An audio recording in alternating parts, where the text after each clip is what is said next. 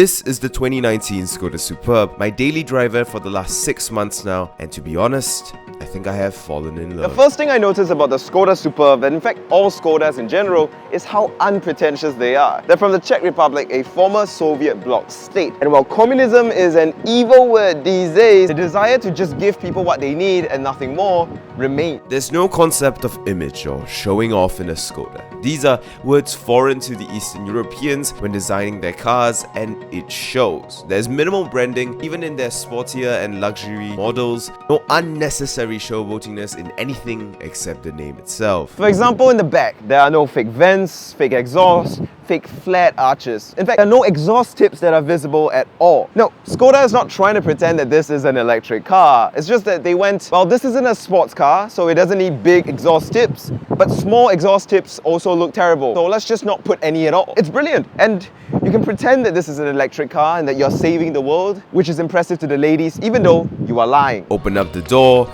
and you find something that only one other manufacturer does. Down here, you find a perfectly fitted, convenient umbrella. The only other manufacturer that does this, Royce. They essentially went, this is a brilliant idea. Everyone should have this. Why do only the rich people have this? And then they put it in every single Skoda that you can buy today. I love it! Like all Skodas as well, this Superb is ruthlessly practical, and for some reason there's a charm to it. Basically, the designers took the Volkswagen chassis they were given and made it as big, as boxy, and as practical as possible. This is based on a chassis similar to what you find in an Audi A4. But you will never know because there's more space in here than the damn Q5. I'm not even kidding. It's a Spartan interior, but everything you need is here. From the high quality sounding stereo to the comfortable soft materials to a practical, sensible control scheme. Down in the ample glove box and the spacious central tunnel, there are also vents that channel cold air from the air conditioning system through these little vents that allow you to keep your drinks cool, from water to my personal favorite. There's ample amounts of legroom and headroom in the car, with space for storage of a big water bottle or Pablo Escobar's merchandise. The Superb also has a hatchback, so you can load things easily into its massive 625-litre boot, and you can lower its back seats so you can fit even more. You could even have a picnic in here. Not that I really have anyone to do it with. Well, moving on.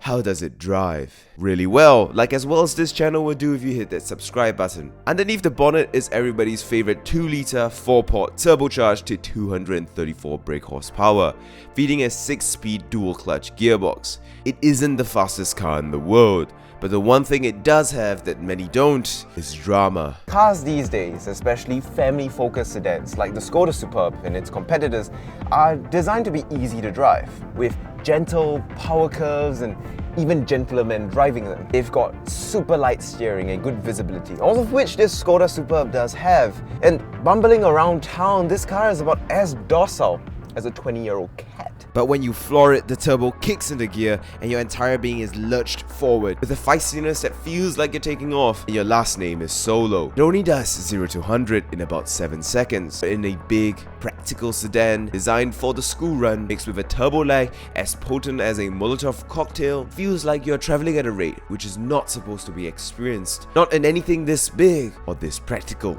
It's like if a sumo wrestler was running at you at the speed of Usain Bolt. Oh, Round the corners too, there's a certain uncanniness to it. It's a Tupperware box with how big, boxy and practical it is, but it wafts in and out of corners with the confidence of a BMW, all while having the boot space of a Ford Transit van. Now mind you, this has Bilstein B12 suspension fitted to it, which is why it's been lowered to basically molest the ground. Yeah, fair, however, having ridden in the stock Superb, its confidence through the bends remain and completely continue to be unbefitting of a car that's essentially a lorry in a sedan shape.